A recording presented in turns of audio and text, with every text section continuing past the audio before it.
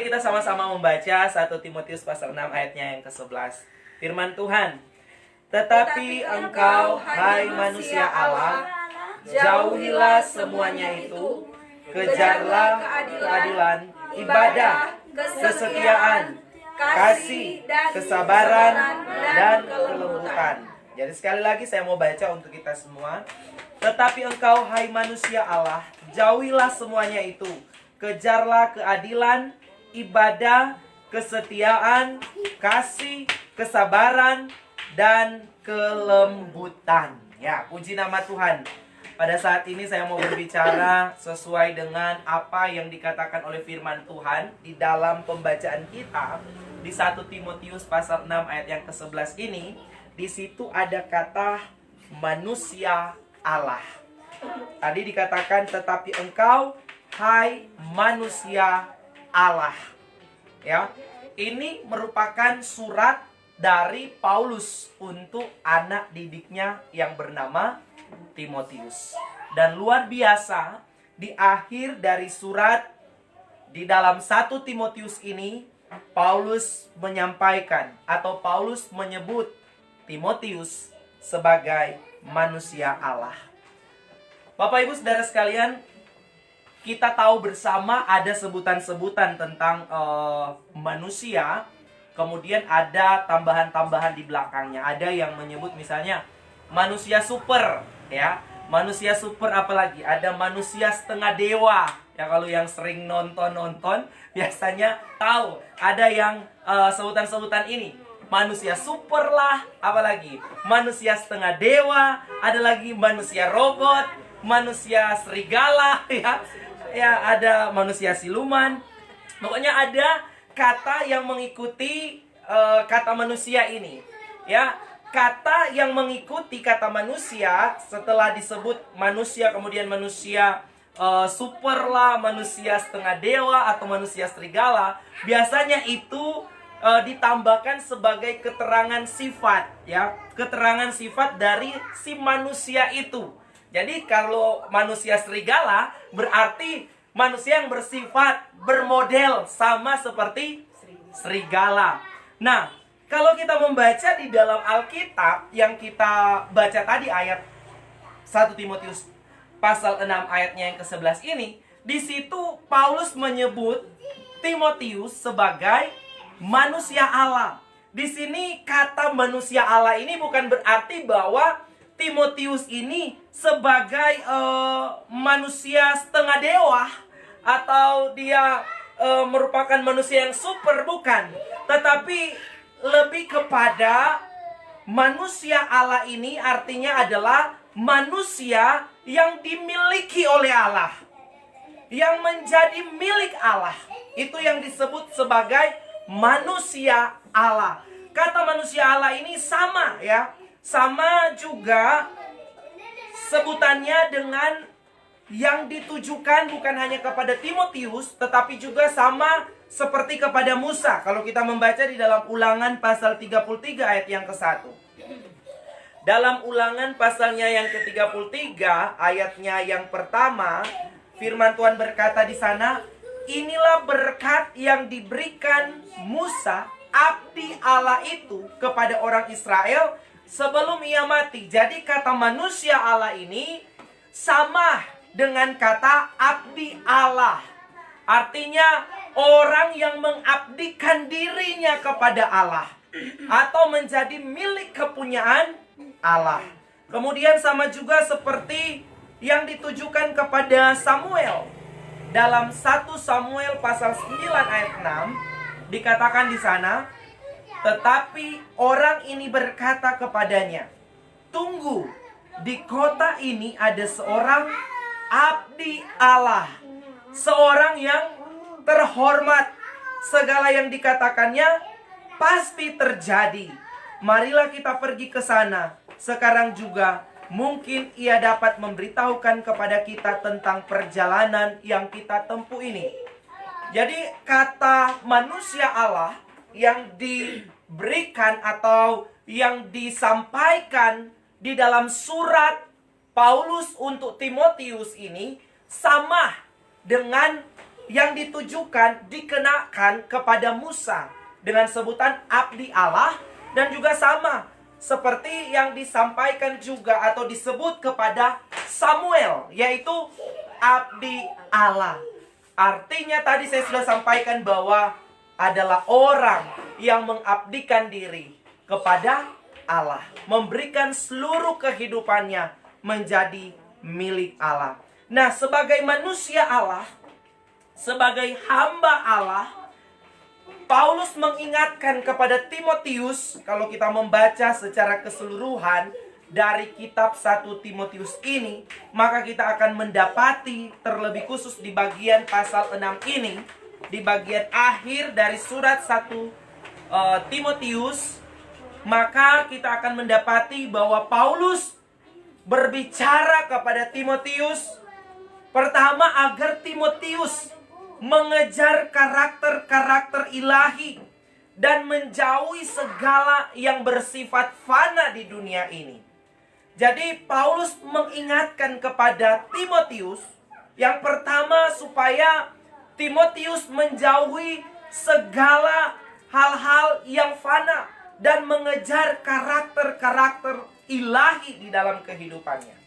Kita lihat dulu maksud tujuan ini kepada Timotius. Nanti kita akan kaitkan dengan kehidupan kita sebagai juga manusia-manusia Allah. Amin. Kemudian Paulus juga dalam suratnya, dalam bagian surat yang kita baca, Paulus mengingatkan juga kepada Timotius sebagai manusia Allah, sebagai manusia milik kepunyaan Allah, agar supaya Timotius menaati perintah Allah senantiasa. Itu yang kedua.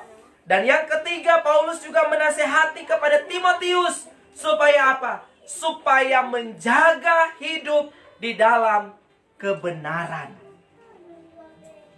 Dengan kata lain, sebenarnya Paulus mau mengingatkan kepada anak didiknya Timotius supaya di dalam pelayanan Timotius membawa keteladanan rohani dalam kehidupan dan pelayanan yang dipercayakan kepada Timotius.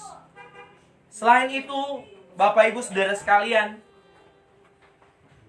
Paulus juga meminta kepada Timotius sebagai hamba Allah supaya Timotius ini menasihati, kalau orang baca orang baca di pasal 6 ini, supaya Paulus menasihati orang-orang kaya, supaya mereka tidak hanya mengejar kekayaan yang bersifat duniawi atau kekayaan yang bersifat sementara dan fana ini, dan akhirnya mereka ada pada titik kesombongan.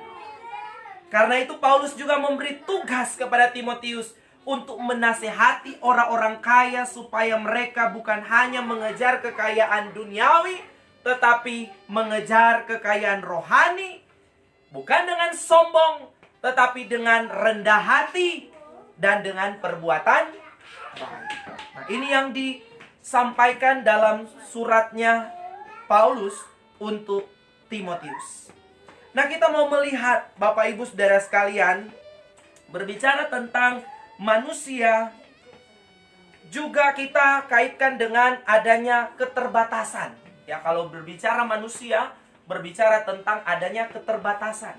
Yang namanya manusia yang terbatas. Kita hanyalah ciptaan, bukan pencipta. Karena itu tidak boleh ada yang menyembah manusia. Ya, penyembahan harus ditujukan, diberikan, pengagungan diberikan hanya kepada Tuhan Sang Pencipta, bukan kepada ciptaan. Sedangkan kepada manusia tidak boleh, apalagi kepada pohon, kepada batu, kepada gunung, kepada sungai. Mereka semua atau hal-hal yang saya sebutkan tadi adalah ciptaan. Dan kita sebagai ciptaan adalah makhluk yang terbatas. Nah, berbicara tentang manusia, berbicara tentang keterbatasan. Tetapi, saudara, kalau kita melihat di mata Tuhan, manusia-manusia yang terbatas, kita yang terbatas ini di mata Tuhan adalah sesuatu hal yang bernilai, yang berharga di pemandangan Tuhan. Walaupun kita terbatas, namun kita berharga di pemandangan Tuhan. Bahkan kalau kita menjadi milik Tuhan, maka kita sama seperti biji matanya Tuhan, ya. Dijaga, dilindungi oleh Tuhan. Karena itu, Tuhan menghendaki dalam kehidupan kita sebagai milik kepunyaan Allah, sebagai manusia Allah dalam sebutan Paulus kepada Timotius dan juga datang untuk kita, bahwa kita harus menjadi manusia Allah yang memiliki karakter-karakter ilahi dalam hidup kita. Amin. Ini yang kita mau melihat, siapa yang disebut manusia Allah ini. Dari konteks pembacaan kita, di situ dikatakan di dalam ayat 11 tadi, 1 Timotius pasal 6 dikatakan, tetapi engkau, hai manusia Allah, jauhilah semuanya itu. Kalau kita membaca ke belakang dari ayat-ayat sebelumnya, kita akan mendapati apa yang dimaksud dengan hal-hal yang harus dijauhi, ya. Kalau kita melihat di dalam ayatnya yang kedua bagian B dan seterusnya kita baca. 1 Timotius pasal 6. Ajarkanlah dan nasihatilah semuanya ini. Jika seorang mengajarkan ajaran lain dan tidak menurut perkataan sehat, yakni perkataan Tuhan kita Yesus Kristus, dan tidak menurut ajaran yang sesuai dengan ibadah kita, ia adalah seorang yang berlagak tahu, padahal tidak tahu apa-apa.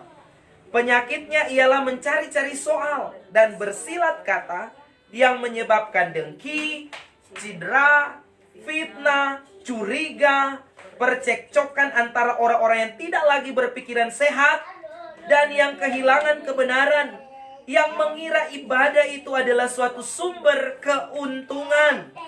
Memang ibadah itu kalau disertai rasa cukup memberi keuntungan besar. Sebab kita tidak membawa sesuatu apa ke dalam dunia, dan kita pun tidak dapat membawa apa-apa keluar. Asal ada makanan dan pakaian, cukuplah. Tetapi mereka yang ingin kaya terjatuh ke dalam pencobaan, ke dalam jerat, dan ke dalam berbagai-bagai nafsu yang hampa dan yang mencelakakan, yang menenggelamkan manusia ke dalam keruntuhan dan kebinasaan. Karena akar segala kejahatan ialah cinta uang, sebab oleh memburu uanglah beberapa orang telah menyimpang dari iman dan menyiksa dirinya dengan berbagai-bagai duka. Bapak Ibu Saudara sekalian, jangan salah kita menafsirkan ayat yang dikatakan karena akar segala kejahatan ialah cinta uang, sehingga kita tidak lagi mau memiliki hasrat untuk bekerja dan sebagainya. Bukan ya. Tetapi yang dimaksud di sini kecintaan ya. Bukan uangnya, tetapi kecintaan terhadap uang ini. Dan kemudian yang dikatakan jauhilah semuanya itu seperti yang sudah kita baca tadi, bahwa ada orang-orang yang sok tahu padahal tidak tahu apa-apa. Karena itu makanya saya selalu mengingatkan kita sebagai orang percaya untuk kita tetap terus mempelajari firman. Amin. Terus mempelajari firman, pelajari terus firman, supaya kita mengerti, mendapat pengertian akan firman, sehingga kita tidak hanya sama seperti orang yang disebut di dalam ayat yang kita baca tadi, ya. Berlagak tahu padahal tidak tahu apa-apa. Kemudian apa? Cari-cari soal, cari-cari perkara. Buat apa? Buat percekcokan, menyebabkan terjadinya dengki, cedera, apalagi yang dikatakan di sana, fitnah, curiga. Karena memang pikiran mereka tidak lagi berpikir secara sehat, tidak lagi berpikir secara rohani. Yang ada adalah hanya pengejaran-pengejaran kepada berkat-berkat yang bersifat duniawi saja. Karena itu melalui suratnya, Paulus mengingatkan bukan hanya kepada Timotius, tetapi supaya Timotius mengajarkan kepada jemaat yang dipercayakan kepadanya. Supaya ingatkan, agar supaya orang-orang atau jemaat-jemaat Tuhan yang dilayani, supaya mereka bukan hanya mengejar akan berkat-berkat atau hal-hal yang bersifat fana atau duniawi ini, bukan berarti kita tidak memerlukannya, kita memerlukannya juga. Tetapi bukan menjadi fokus utama kita. Jangan sampai kita lupa untuk mengingat bahwa torang ini datang ke dalam dunia tidak bawa apa-apa. Bahkan torang pun akan kembali juga tidak membawa apa-apa, kata firman Tuhan. Itu diingat-ingatkan. Asal ada makanan dan pakaian, cukuplah. Amin. Tuhan tidak melarang kita untuk menjadi kaya. Kaya itu bukan berdosa, saudara ya. Jadi pandangan kita harus benar dulu. Uang itu tidak berdosa, tapi kecintaan, cinta uang, sehingga lupa akan hal-hal yang rohani dan sebagainya, itu yang salah, yang keliru. Jadi kaya itu tidak berdosa, Bapak Ibu Saudara sekalian. Jangan salah ya. Jadi, tetapi kita perlu mengingat bahwa kita tidak boleh mengikatkan diri kita, hati kita kepada harta kekayaan yang bersifat fana ini. Tapi hati kita dan seluruh kehidupan kita harus kita ikatkan kepada Kristus Yesus Tuhan kita. Sehingga ada kerinduan untuk mau berjumpa dengan Tuhan. Amin. Dunia ini kita akan tinggalkan. Dan kita merindukan satu tanah air surgawi, kata firman Tuhan, yang tinggal kekal selama-lamanya. Tetapi orang-orang yang hanya memfokuskan diri kepada hal-hal yang fana, maka tidak memiliki kerinduan untuk mau berjumpa dengan Tuhan dalam kekekalan. Mereka hanya memikirkan hal-hal yang bersifat fana ini. Nah, orang-orang yang disebut manusia Allah, dari ayat tadi dikatakan jauhilah semua itu. Artinya pertama, orang-orang yang disebut manusia Allah atau milik kepunyaan Allah adalah orang-orang yang mampu, adalah orang-orang yang sanggup untuk berkata tidak kepada segala tawaran dunia. Katakan amin. Saudara, banyak orang-orang Kristen, kenapa mereka tidak bisa menjadi manusia-manusia Allah? Karena mudah sekali untuk kompromi, mudah sekali untuk terpengaruh, dan sulit untuk berkata tidak ya terhadap tawaran-tawaran dunia. Ya. Ada rasa sungkan, ada rasa apa ya, orang bilang ndak enak. Padahal harusnya rasa ndak enak, rasa sungkan itu terhadap Tuhan, Sang Pemilik kehidupan kita. Banyak kali kita lebih takut terhadap manusia daripada takut terhadap Tuhan. Duh, ndak enak kok dorang sopange. Ndak enak kok. Ya namanya tompe kawang-kawang. Tompe kawan-kawan, tompe sahabat, setia kawan. Akhirnya kompromi. Kita lebih takut manusia daripada takut akan Tuhan. Seharusnya kita rasa ndak enaknya sama Tuhan. Toh kita ini sudah diselamatkan oleh Tuhan dengan darah yang mahal di atas kayu salib. Itu tidak ternilai harganya, kata firman Tuhan. Karena itu kenapa kita tidak bisa jadi manusia Allah, ya, mencerminkan karakter-karakter Allah. Karena kita mudah sekali kompromi, kita mudah sekali ikut dengan tawaran dunia. Ada banyak sekali alasan-alasan yang kita kemukakan, yang mau coba untuk membenarkan apa yang kita lakukan, padahal salah. Jadi kita perlu ingat, manusia Allah adalah orang yang sanggup berkata tidak untuk setiap tawaran-tawaran dunia. Amin. Kalau kita mau menjadi manusia-manusia Allah, mari kita berkata tidak terhadap setiap tawaran dunia. Kemudian yang kedua, di situ dikatakan dalam ayat 11 tadi, kejarlah keadilan. Jadi manusia Allah ini adalah orang-orang yang hidup di dalam keadilan. Amin. Allah yang kita sembah, Yesus Kristus Tuhan, adalah Allah yang adil, ya. Dia adil dan Ia juga penuh dengan belas kasihan. Karena itu dalam keadilannya Allah itu tegas. Dia adil dan penuh kasih, Dia mengampuni dosa, tapi juga Dia adalah Allah yang menghukum segala kejahatan. Nah, kalau kita sebagai manusia-manusia Allah, maka apapun kita, dalam posisi apapun kita nanti, mari kita tetap hidup di dalam keadilan.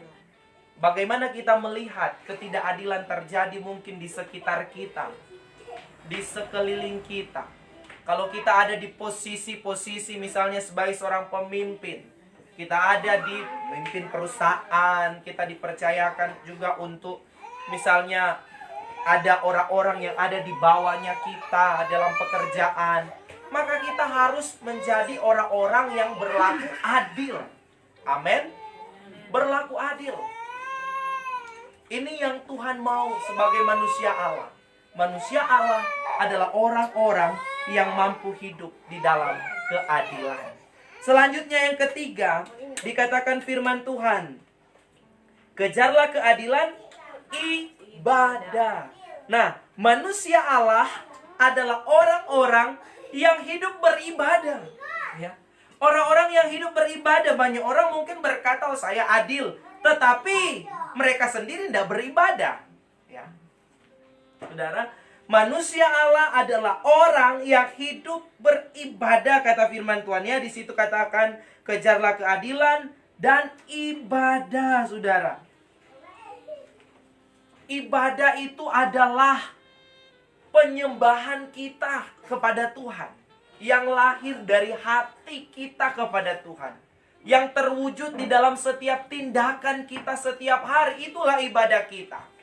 Jadi ibadah tidak hanya berbicara waktu kita datang berkumpul, waktu kita menyanyi, waktu kita dengar firman, waktu kita beri persembahan, doa penutup, doa berkat. Oh, itu ibadah. Bukan hanya sebatas itu ibadah. Ibadah berbicara tentang seluruh keberadaan kehidupan kita.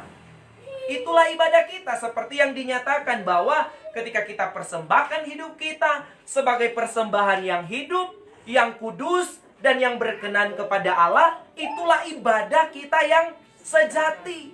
Jadi ibadah tidak terbatas di tempat, di ruang gereja, ya. Ibadah adalah seluruh kehidupan kita. Jadi kalau kita mengerti bahwa ibadah kita adalah seluruh kehidupan kita, maka setiap hari, dimanapun kita berada, kita akan membawa hidup kita berkenan kepada Tuhan. Amin. Supaya ibadah kita menyenangkan hati Tuhan, supaya ibadah kita diterima oleh Tuhan, yaitu hidup kita dari bangun pagi sampai kembali kita mungkin malam tidur, kita bangun lagi. Itulah ibadah kita. Jadi saudara dalam pekerjaan, saudara sedang beribadah kepada Tuhan. Jadi kalau saudara sedang dalam pekerjaan, kemudian saudara bekerja dengan tidak sungguh-sungguh, berarti ibadah saudara tidak berkenan. Kalau saudara dalam pekerjaan, saudara korupsi dan sebagainya, ibadah saudara tidak berkenan. Ibadah ini adalah hidup kita. Amin. Jadi manusia Allah adalah orang yang hidup beribadah. Jadi apapun tidak bisa menghentikan ibadah kita kepada Tuhan. Virus sekalipun tidak bisa menghentikan ibadah kita kepada Tuhan. Dan kita adalah orang-orang yang beribadah. Amin. Dimanapun, di rumah. Karena ibadah adalah berbicara tentang seluruh keberadaan kehidupan kita. Jadi sebagai manusia Allah adalah orang-orang yang hidup beribadah. Kemudian selanjutnya, kejarlah keadilan, ibadah, kesetiaan. Saudara, orang yang disebut manusia Allah adalah orang yang hidup di dalam kesetiaan. Jadi hidup benar ini bukanlah sementara, tetapi harus setia. Hidup benar. Jadi hidup benar bukan hanya sementara, bukan hanya pada saat kita ada di gereja, bukan hanya pada saat orang sedang berkumpul dengan umat-umat Tuhan yang lain, tidak. Tetapi dengan penuh kesetiaan kita menjalani kehidupan yang benar di hadapan Tuhan. Itu yang Tuhan mau. Setia. Amin. Manusia Allah adalah orang-orang yang hidup di dalam kesetiaan. Ya, kesetiaan terhadap Tuhan paling utama pastinya akan terwujud dalam kesetiaan terhadap pernikahan, kesetiaan terhadap pekerjaan, terhadap keluarga, saudara. Ya. Jadi kalau kita mau benar-benar mewujud nyatakan manusia Allah, maka kita harus hidup di dalam kesetiaan. Selanjutnya dikatakan apalagi? Kasih. Ini yang disebut karakter rohani. Karakter ilahi yang dimaksud dari Paulus supaya ada dalam pribadi Timotius yang disebut sebagai manusia Allah dan juga kita semua yang ada pada saat ini, yaitu hidup di dalam kasih. Di dalam kesetiaan dibutuhkan juga adanya kasih, saudara. Kenapa setia tapi tidak saling mengasihi? Ya. Setia tetapi tidak ada kasih di dalamnya. Karena itu, di dalam kesetiaan kita hidup di dalam kasih. Apalagi di tengah-tengah dunia ini yang penuh dengan banyak hal kekerasan, apalagi ya kebencian, ya. Orang menyebarkan fitnah, orang menyebarkan perasaan-perasaan permusuhan, kebencian di antara satu dengan yang lainnya. Nah, kita sebagai manusia Allah, milik kepunyaan Allah, harus hidup di dalam kasih. Amin. Harus mewujud nyatakan kasih dalam torang hidup ini. Di mana kita hadir, di situ orang boleh merasakan kasih Tuhan. Amin. Hari ini kalau kita mau melihat di media sosial, ya begitu banyak perang, ya perang kata-kata membuat permusuhan satu dengan yang lainnya. Golongan ini terhadap golongan ini saling menyerang, ya menyatakan ini salah, itu salah, ini yang benar, itu yang benar, sehingga terjadi perpecahan, permusuhan, pertikaian, dendam, ya. Bahkan berujung pada percidraan, pembunuhan, dan sebagainya. Karena itu kita dipanggil untuk membawa kasih Tuhan. Amin. Untuk hidup di dalam kasih. Yang paling sederhana, mari kita wujud nyatakan kasih itu di tengah-tengah kehidupan keluarga kita. Dimulai di tengah-tengah kehidupan keluarga kita. Suami mengasihi istri, istri mengasihi dan menghormati suami. Orang tua mengasihi anak, anak menghormati dan mengasihi orang tua. Saudara yang satu mengasihi saudara yang lain, ya. Sehingga tercipta kehidupan keluarga yang rukun dan damai. Amin. Ada kasih di dalamnya. Ada perbedaan pendapat, pasti. Ya. Pasti ada perbedaan-perbedaan pendapat. Pasti ada, ya, keyakinan-keyakinan atau nilai-nilai mungkin yang berbeda di antara satu dengan yang lainnya. Tetapi itu tidak akan menjadi pemisah. Tetapi ketika kita hidup di dalam kasih, maka perbedaan itu akan menjadi satu kekayaan di tengah-tengah kehidupan keberagaman di dalam keluarga, di dalam masyarakat, di dalam berbangsa dan bernegara. Ketika kita hidup di dalam kasih Tuhan, kita akan memandang orang lain dengan benar. Amin. Kita tidak akan melihat orang lain yang berbeda sebagai musuh, tetapi mereka adalah saudara-saudara kita yang berbeda. Ketika kita menyadari akan hal ini, kita ini adalah manusia-manusia Allah, maka kita akan hidup di dalam kasih. Selanjutnya dikatakan di sana kesabaran. Amin. Jadi manusia Allah atau orang-orang yang disebut sebagai manusia Allah itu adalah orang-orang yang hidup dalam kesabaran. Alkitab berkata, orang yang sabar melebihi seorang pahlawan. Luar biasa ya.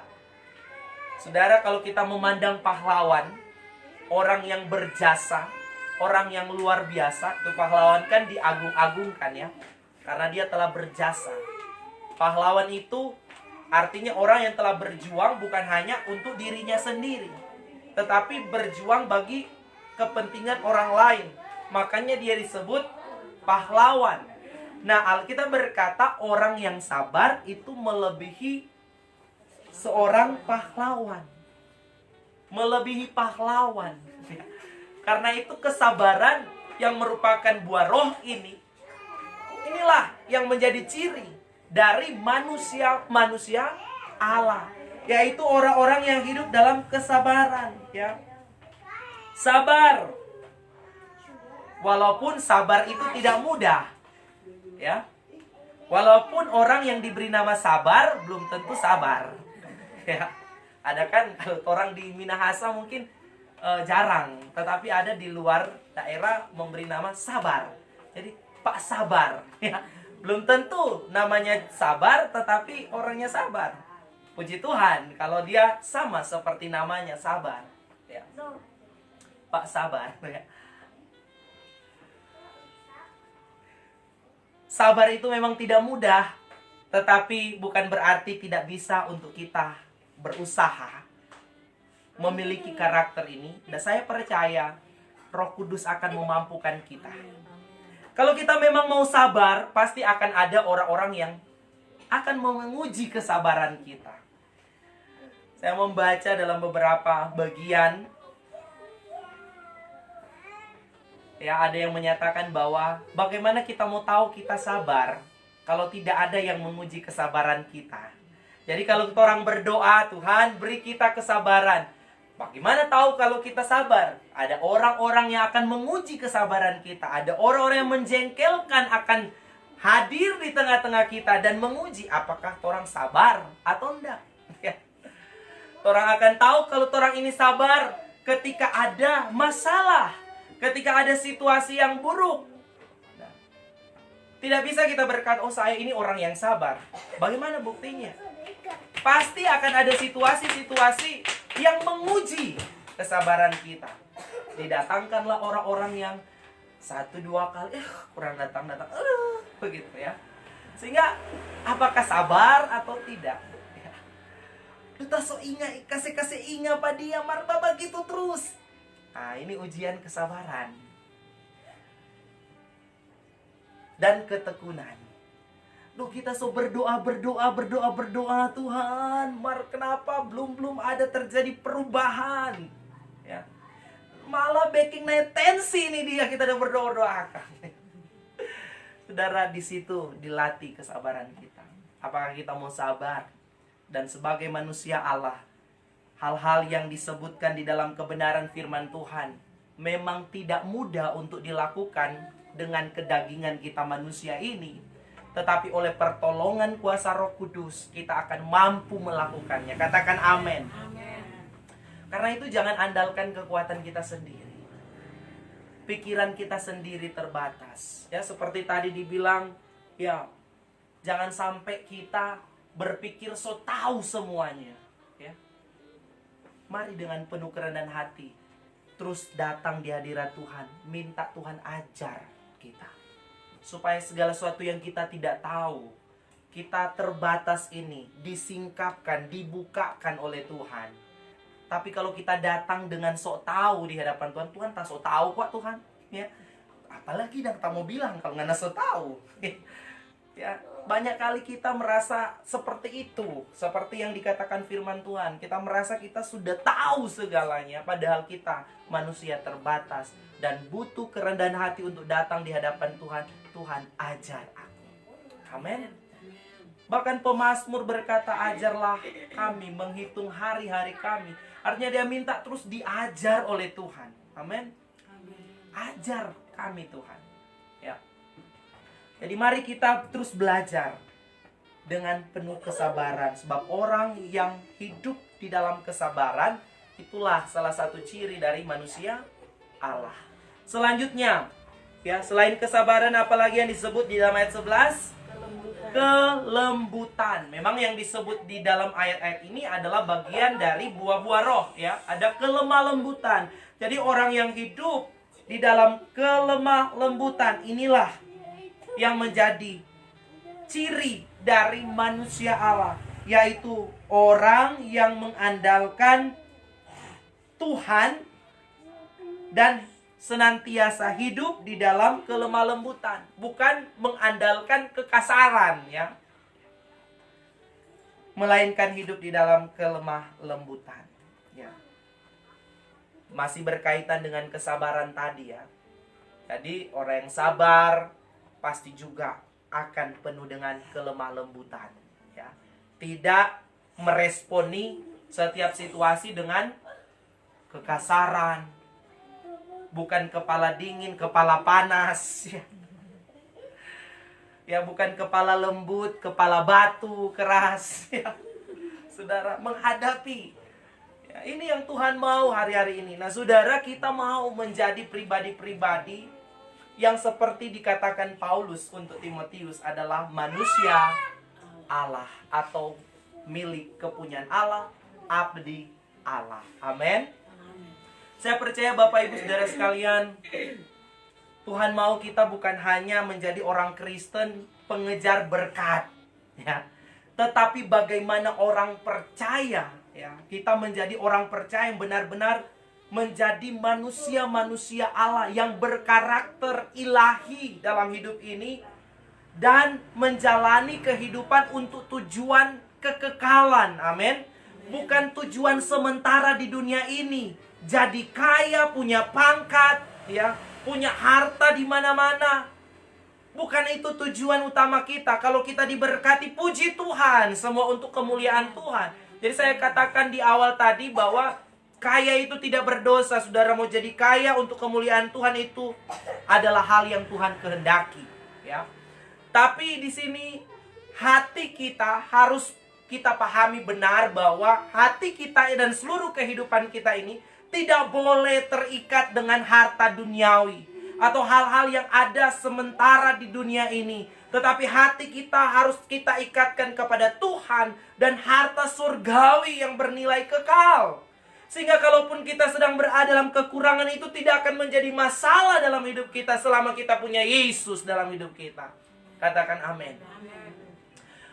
Dunia boleh bergoncang, ya.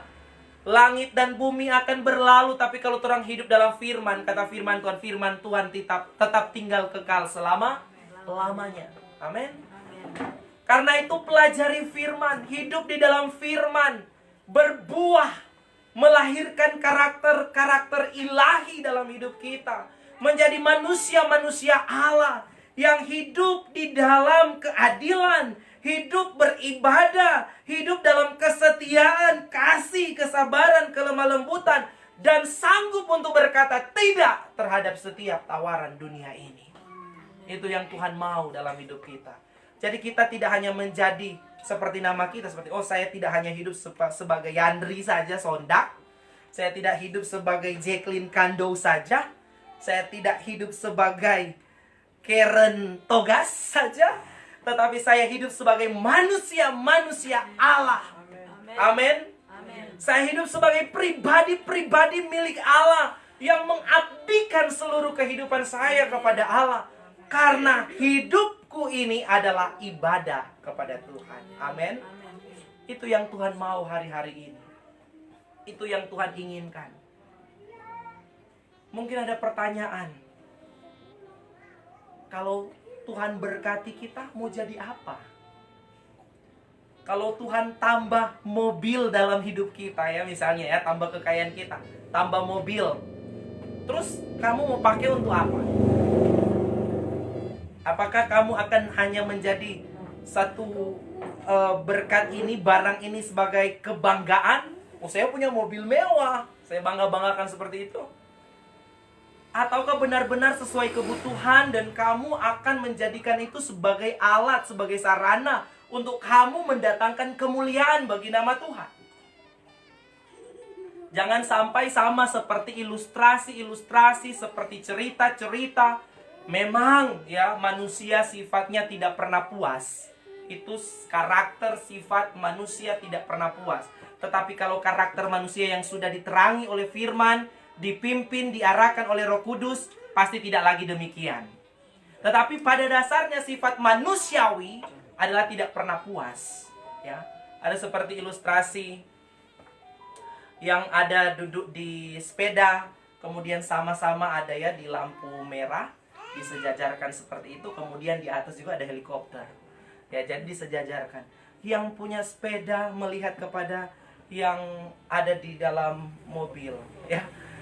Aduh, coba kalau kita punya mobil, ya, pasti kita ndak kepanasan begini, ndak kena abu-abu begini, bak AC. Ya. Padahal ternyata yang dalam mobil juga ini masih juga melihat kepada mobil yang di sebelahnya lagi yang lebih mewah lagi. Jadi yang naik sepeda ini lihat kepada yang mobil satu ini, ya, dia nggak bersyukur kalau dia ada naik sepeda, tapi aduh coba Pak. Dan dia nggak tahu yang di dalam mobil ini lagi, dan lihat lagi itu di mobil sebelah. Aduh coba tapi mobil nggak begini, ya, mogok-mogok begini, sama dengan itu mobil mewah sana. Kita kalau punya mobil yang mewah, aduh lebih bagus tuh ya. Dan yang mobil mewah lagi ini, mobil yang satu nggak tahu orang yang di dalam mobil mewah ini juga nggak lihat lagi ke atas. Kalau kita punya helikopter, kita nggak terjebak di macet sini. Jadi itulah sifat manusia, tidak pernah puas, ya, tidak pernah puas. Sudah punya sepeda, ingin punya motor. Sudah punya motor, ingin punya mobil. Sudah punya mobil, ingin punya 2 mobil, ya, atau mobil yang lebih bagus lagi. Apakah tidak salah kita kalau ada berkat, ya? Tapi apa tujuannya? Apakah kita mau pakai benar-benar memang kita butuh dan untuk kemuliaan Tuhan, mendatangkan kemuliaan Tuhan? Jangan sama seperti orang Tuhan. Kita tidak ada kendaraan, kita mau pergi beribadah jauh. Tuhan, tolong hadirkan kendaraan, berikan kendaraan. Doa puasa 40 hari 40 malam, ya, berdoa terus dan sebagainya. Dan akhirnya Tuhan kabulkan, dapat mobil. Tetapi setelah punya mobil, dia lupa untuk beribadah. Katanya dia mau minta supaya dia mudah untuk beribadah. Tapi sudah punya, dia tidak mau beribadah. Tapi yang ada, dia pakai waktu, sebenarnya sudah waktu beribadah, untuk santai dengan mobil, ya. Mari kita menjadi pribadi-pribadi yang tidak melekatkan hati kita hanya kepada harta duniawi ini, tetapi kita melekatkan diri kita kepada Tuhan. Dan saya percaya Tuhan terlalu mengerti dengan kebutuhan kita. Amin. Kalau itu sudah jadi kebutuhan kita, pasti Tuhan akan beri untuk kita. Asalkan itu mendatangkan kemuliaan bagi nama Tuhan. Kalau itu mendatangkan celaka, pasti Tuhan tidak akan beri. Sama seperti orang tua terhadap anak yang minta pisau, anak kecil yang minta pisau, yang belum tahu apa-apa, yang belum tahu mempergunakan pisau itu, pasti orang tua tidak akan memberikan. Walaupun anak itu menangis, Walaupun anak itu babanting ya, walaupun anak itu pokoknya merengek luar biasa, minta, pasti orang tua karena tahu itu bahaya, dia tidak akan berikan. Jadi Tuhan pun demikian. Kalau itu bahaya untuk kita, walaupun kita minta, kita menangis, merengek, Tuhan bilang, dah, itu berbahaya anakku. Tuhan tahu yang terbaik untuk kita. Amin. Karena itu kadangkala kita perlu bersaat teduh di kaki Tuhan, merenung supaya Tuhan memberikan pengertian, dan kita menyelaraskan keinginan Tuhan di dalam kehidupan kita. Bukan kita memaksa keinginan kita kepada Tuhan yang sebenarnya berbahaya untuk kita. Amin. Karena itu memang tidak mudah untuk menjalani kehidupan menjadi manusia-manusia Allah. Tetapi kita harus terus mengupayakan diri kita dengan pertolongan kuasa Roh Kudus di hari-hari ini. Bapak Ibu Saudara sekalian, apapun yang kita miliki sifatnya sementara adanya. Karakter-karakter ilahilah yang akan kita bawa dan kita pertanggungjawabkan di hadapan Tuhan. Amin. Alkitab mencatat tadi di dalam ayatnya yang ke-7.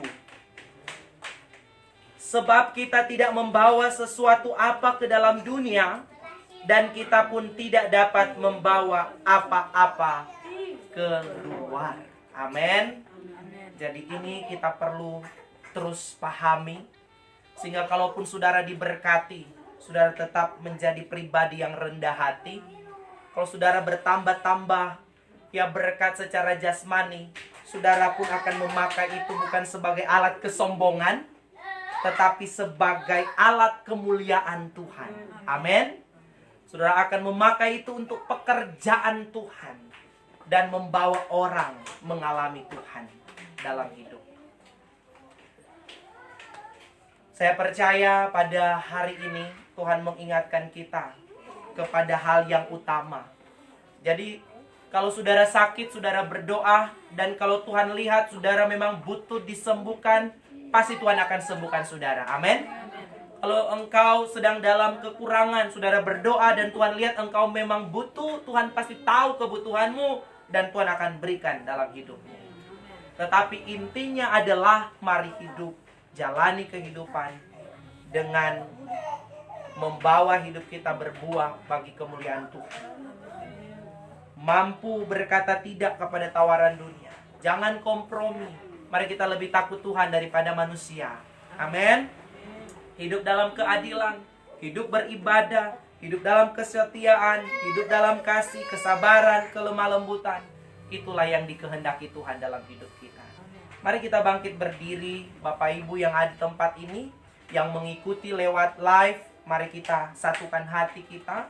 Saya percaya Tuhan mau kita kembali kepada hal yang utama, yaitu kita punya tujuan ada di tengah-tengah dunia ini, yaitu untuk mendatangkan kemuliaan bagi nama Tuhan. Jangan sampai kita salah dan kita mengejar kepada hal-hal yang bersifat fana saja, tapi lupa mempersiapkan diri untuk hal-hal yang kekal. Di hadapan hadirat Tuhan, mari kita merenungkan firman Tuhan yang sudah datang pada saat ini. Kita bersyukur karena Tuhan baik. Amin. Kita bersyukur karena Tuhan masih beri kesempatan kita untuk membangun kehidupan yang berkenan di